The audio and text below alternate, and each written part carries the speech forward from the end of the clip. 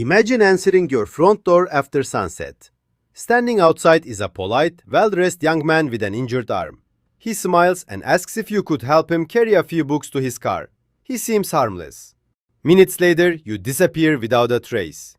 For years, this terrifying scenario became reality for young women across America. The man at the door was one of the most infamous serial killers in US history. This is the chilling story of Ted Bundy.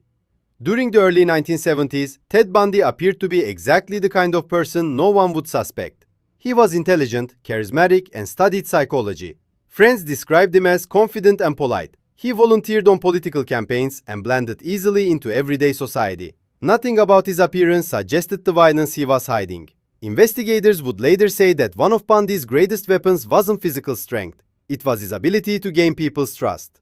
In 1974, young women in Washington state began disappearing. Most of the victims were college students. Witnesses described seeing a handsome man wearing a sling or a cast, asking for help loading a sailboat or carrying books.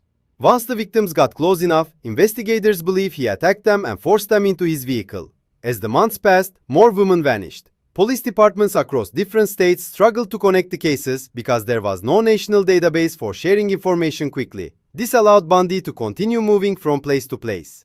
One summer afternoon in July 1974, thousands of people filled Lake Sammamish State Park. Families were swimming, children were playing, sunbathers relaxed by the water. In broad daylight, Bundy reportedly approached multiple women, introducing himself simply as Ted. He asked for help unloading a sailboat. Most refused. 2 agreed. Both disappeared.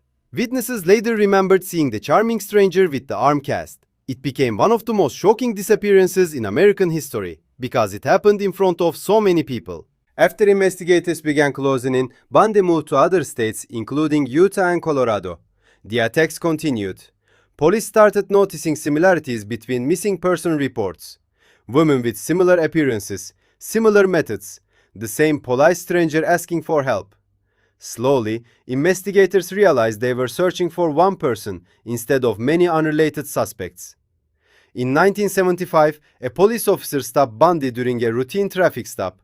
Inside his car were suspicious items, handcuffs, a crowbar, and other tools. He was arrested.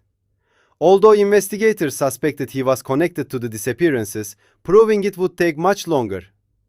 While awaiting trial in Colorado, Bundy made a shocking decision. He escaped. Authorities eventually captured him again. Then, incredibly, he escaped a second time. This time, he traveled across the country to Florida. The nationwide manhunt became one of the biggest criminal investigations in America. In January 1978, tragedy struck again. Bundy entered the Florida sorority house during the night. The attacks shocked the nation and intensified the search. Forensic evidence and eyewitness accounts played a key role in linking him to the crime scene. Only weeks later, he attacked again, before finally being arrested after a traffic stop involving a stolen vehicle. This arrest marked the end of years of fear. Bundy's trial attracted enormous public attention.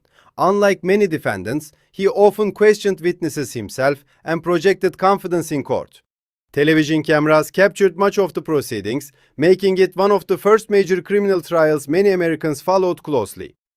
The prosecution presented extensive evidence, including forensic evidence that helped persuade the jury. He was convicted. Investigators ultimately linked Ted Bundy to numerous murders, and he confessed to many killings before his execution in 1989. Authorities believe the true number of victims may never be known. His crimes changed the way law enforcement agencies cooperated across state lines and highlighted the importance of sharing investigative information.